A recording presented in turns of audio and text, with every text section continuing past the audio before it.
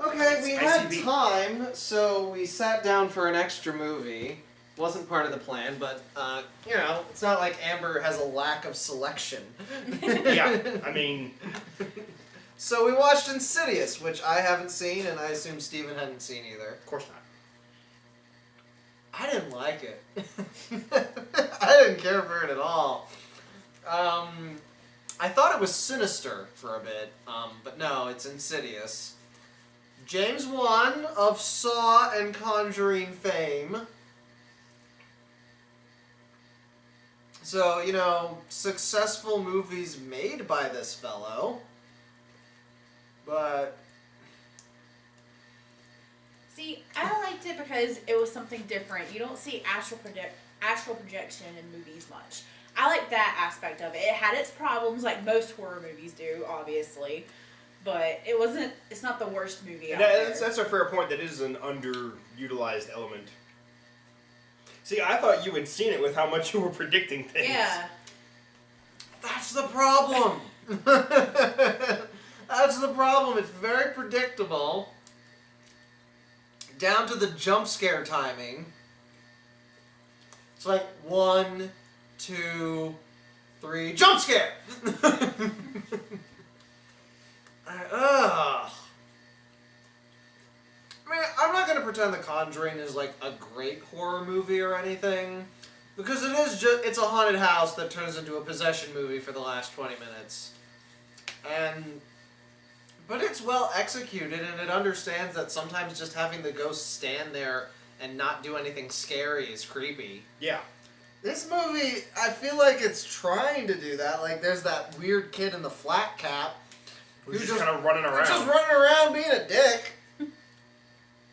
There's the creepy Dollface family, who are not nearly as creepy as the movie thinks, but it's a nice effect where they're not smiling and then suddenly they're smiling in like one frame jump. I mean, that's a good effect. Yeah, I mean, they were, you know, quite fond of it. They've got that. There's that bit where the lady walks into a room and the ghost is just standing there, and then she like whips around and he's gone. That's a classic. The Babadook did it. Yeah, there was a good bit where the guy's walking back and forth past the window, and in one of his passes, he walks inside the room. I don't know. I think it was just too clear that the ghosts were just like not really a threat to anyone. Like they were just annoying. They were just there to be spooky. Yeah, they were spooky ghosts. Spooky for spooky's sake. I think they were trying to get too fancy with the camera tricks and the techniques. Yeah, and again, like with the jump scares, the orchestra pit gets tased every time. Yeah. I mean, jump scares are an art form, okay, people? Yeah. You can't just play a loud noise and have a thing show up, okay? One of my favorite, quote-unquote jump scares is in the Babadook, when she goes up to the fireplace and then a hat just drops. Yeah. Because that startles you, but it's not like the big production that They most jump didn't scares are. tase the orchestra pit. The hat just hits the floor, she looks at it, and then she screams and the music picks up. Yeah. It's like, and you gotta mix in variations like that. Like, again, with the Babadook, there's a bit where the Babadook is just standing there, doesn't say anything, doesn't do anything, they don't play a single music. And the scene and is you so... can totally fucking miss it! Yeah, the scene is so quick you can miss it. But this one, no, it's mostly just jump scares. Now, the demon, I'll give the demon had a pretty good design. Mm-hmm. I wasn't so hot on the claw fingers, because that's very Freddy. It's very overdone. It's very overdone. I made the comment, why do they always have to have claw fingers? But, I mean, the red face was pretty good, and the cloven hooves was a nice touch. I honestly think he would have been scarier if he just had the red face. At some points, he kind of had the Darth Maul kind of... Yeah. Like, whenever you saw, like, the drawings and stuff that they made of him, he seemed more scarier than he was. Yeah. It was too detailed, is the thing. It's like, what is he, touching up his makeup? Over-designed. Is he touching up the lines on his face in the nether plane? I liked his little lair, though. I thought his little lair But was kind of you cool. only see it for like 10 seconds. Yeah. I agree with you. It's a neat little layer, and you could have built a solid slasher movie monster around that design. But they didn't. They built a possession movie around it. Yeah, so... And frankly, the ghosts were just a little bit too forward. Yeah. Like, there comes a point where you have to say, okay, if ghosts were actually like this, we wouldn't be debating their existence. Yeah. But they were like that because she was saying, oh, he's a free body, we're trying to get in. That's why they were so accessible. Because they knew that he was a free body.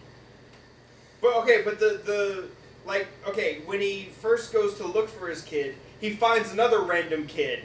So clearly there's other people that have this problem. So, and that's just a world building kind of thing. Like, you see a movie like Paranormal Activity, and it makes you think, it's like, okay, why didn't they just take this footage? It's like, clearly shit's happening. Mm-hmm. It's like, we don't have the actual Ghostbusters, but we have a lot of people really interested in proving the existence of ghosts. Yes, I actually know one of them. Paranormal investigators in North Carolina. Paranormal investigators! They do the move house thing twice. The color gradient is really washed out. Like, really badly washed out. Yeah, like up until their kid's in a coma the whole time, and up until the point where he wakes up, the color is really washed out. And in the demon world, there's some red. Yeah, like the whole point is to make the reds pop in every scene. That's a James Wan thing, though. He tends to do that in his movies, especially the horror movies. Has he made other kinds? Yeah, he did Dead Silence. He did the Saw movies. The Saw movies are But very he's saying washed other out. than horror movies, I think. Oh. No, he just does that in horror movies. That's what I said. Oh. He didn't do that in the Fast and Furious movies, because Oh, okay. why? Well, yeah. You're not building the atmosphere. I don't know. It kind of reminded me of, like, the worst parts of the Sherlock TV series with the color correction. It's like, I don't know why the washed out look became popular. It's like... I mean, why did brown become popular in video games? Because it was easier to pretend that it was realistic, even though you're in a digital hellscape. It's like, you see a movie like The Matrix, where everything is tinted green. There's a reason for it. It did that on purpose. Yeah, and when they're in the real world, everything wasn't. So. Or, hell, in Fight Club, a lot of the movie is, like, green tinged. Because in Fight Club, he's not seeing the world right. Right. Because he's got the, spoilers, split personality. Yeah. But in this, it's just all washed out, and I can't say it's for a reason. And it doesn't make the black and white segments stick out like they should. No. I know, like when I think of good use of, like, color intensity, I think of, like, Crimson Peak. Yeah! That's a really good example. Or, same director, Guillermo del Toro, but Pacific Rim is just popping with color all the time. It's neon. Yeah. I'm not necessarily looking forward to the Blade Runner sequel reboot, whatever they're doing with that, but it looks beautiful from the trailers, so that's something. Yeah, I don't know. I'm not necessarily sorry I watched this, because now I can talk about it and whine. Yeah. But I didn't have fun watching it for the most part. Give it such a thrashing. I was snarking at it a lot. I was trying to get absorbed. Yeah, but by the end of the movie, we were just rapid firing at it because we just did not feel it. You know what? I think Krampus had some better jump scares. Oh yeah. And Krampus is part comedy. Krampus did some great work with it. Like, Jesus Christ, I thought the little gingerbread men from Krampus were kind of fucking terrifying in their own way. I mean, hell, even just like the little bell coming out to the kid. Like, yeah. I don't know. It's.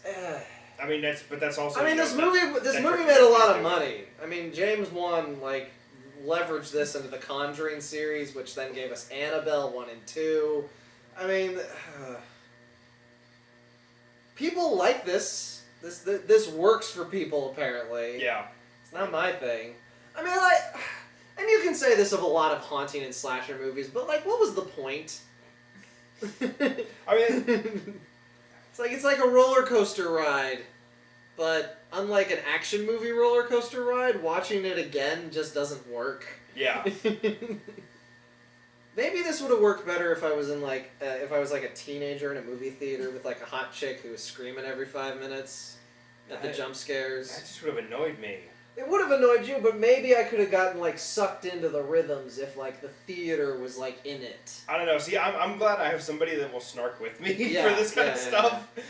I gotta say, Get Out really worked for me because the audience was like really into it. But sort of in a cheering way. I know you haven't seen Get Out. Have you seen it? No. No? It didn't interest me. I know it. That's not my type of movie. Fine. I still highly recommend it. So yeah, Insidious. Amber says 2 is better. Yeah, the second one if you watch the second one, it makes a lot of things from the first one make more sense, and it's more fast paced than the first one. The first one just kind of drags for a lot of it. Yeah, it does. The second one's more fast paced. It's actually better. I mentioned this. They move house twice in this movie. Did they move a second time? Yeah, they moved into that second house. They were in the process of moving into the first one, and then they moved again. Okay, you could have established that the house wasn't haunted. They were without moving house. And 2, we mentioned this. He's a teacher. How is he affording to move to these nice houses so much? He's a teacher, and she's a music composer. They don't have money, so they're stealing from somebody.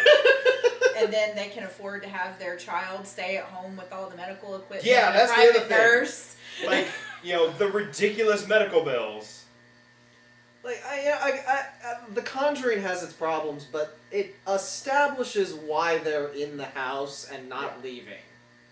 Like, it does that very satisfactorily. Like, it's like, why did you go into the basement, you stupid blonde lady? There can be a reason she went into the basement. She can still do the stupid go into the basement cliche thing, but as long as there's, like, a story reason that, like, checks, it's fine. Like, in The Birds, she hears the fluttering of wings behind a door and opens it. Why? What did you think you would find other than birds? What were you looking for? That's one of my least favorite examples, because it's older. The movie doesn't have a fucking excuse. Now you can't even do it, you couldn't even do it ironically back then. Yeah. Now you can do it and claim you're being ironic. Which, Which is still a bullshit excuse. Most of them aren't. No. Okay, Insidious, I can't recommend it. I really can't. I mean, it's okay. I've seen worse horror movies, but that's not really, like, an endorsement. I don't know, like... I don't know in terms of quality of horror movies where this would rank for me. Like, I know I've seen much, much better. I know I've seen weirder. But I don't, like, I don't know how many really bad ones I've seen. As horror movie fans really learned where to draw the bar. As a genre, the bar is set pretty low. Yeah, well... It's easier to jump the bar than to limbo it when it comes to horror movies. I like it because I feel it's necessary for the second one. The second one's freaking amazing. But it's not the worst thing like they're saying. Oh no, I'm not saying it's the worst ever. I just I haven't seen enough horror movies to really know how. I'd say a lot of the Friday the 13th sequels are worse than this. I mean, that's like a lot of them, not just like the late numbers, like most of the ones after 2. I actually liked part 4 and part 6 are really good. I wouldn't know.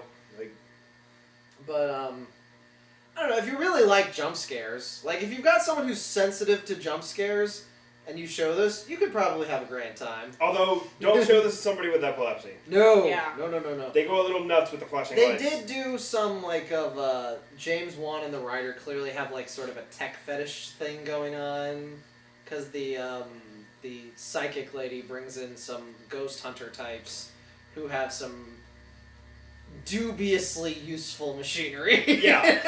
Like the one is basically just a jump scare machine that flashes a light every so often. Yeah, there's no other reason for this to exist. It's just an array of flash bulbs. Okay, that was Insidious.